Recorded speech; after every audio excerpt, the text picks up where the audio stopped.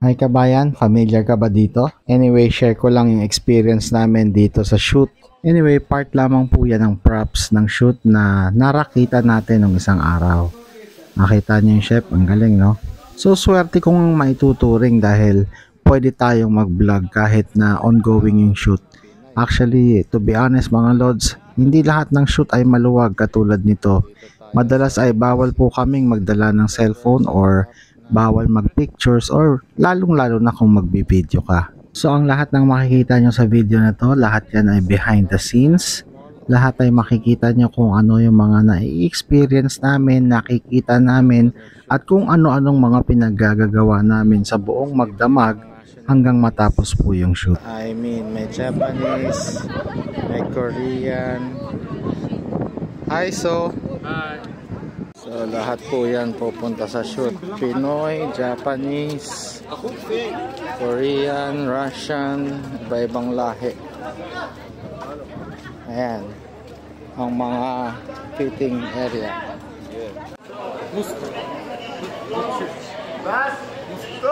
At ito naman si Sir Bert, follow niyan, meron niyang page. At meron din tayong ibang mga Pinay dito. Hindi ko na po kayo isa-isahin at napakarami ninyo. Well, kapag nasa shoot po kayo, kailangan ay madiskarte kayo.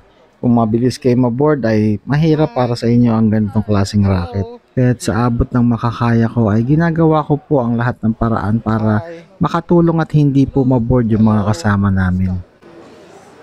The Maadi boys. Where is Jover?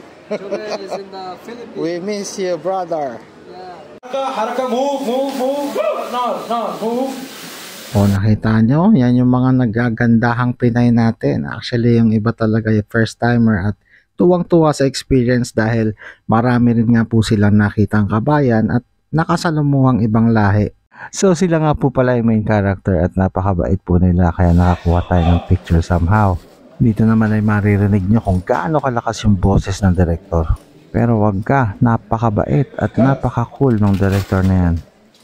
Kaya habang naka-break ay nagkaroon tayo ng pagkakataon para mag-ikot-ikot sa set at ito nga ang nakita natin na napagtitripan ng Maadi boys.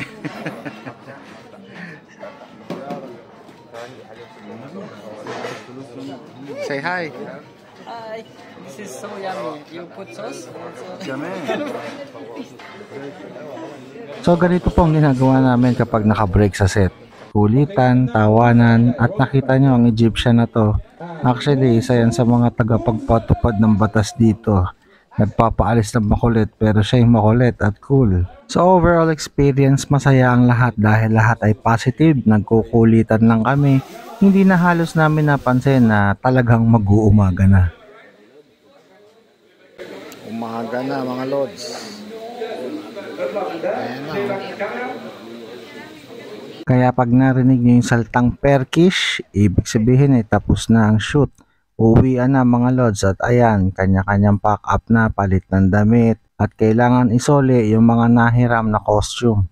Well, sa lahat ng naatinan kong shoot, masasabi kong ito ang pinakamaluwag mga lods. Dahil dito nakapag picture-picture at video tayo sa loob ng set kahit minsan ay nagte-take sila. Ito nga pala ang tinatawag nilang Media City. Para tong Hollywood, parang Egyptian Hollywood mga lods. Ito po ay located sa harap ng Mall of Egypt. Sa mga interested, comment lang po kayo or inbox. At sa iba naman pong nakuhaan na ng details pero hindi pa nakakasama sa shoot, hintay-hintay lamang po tayo at baka isang araw ay mapili rin ng director yung profile natin.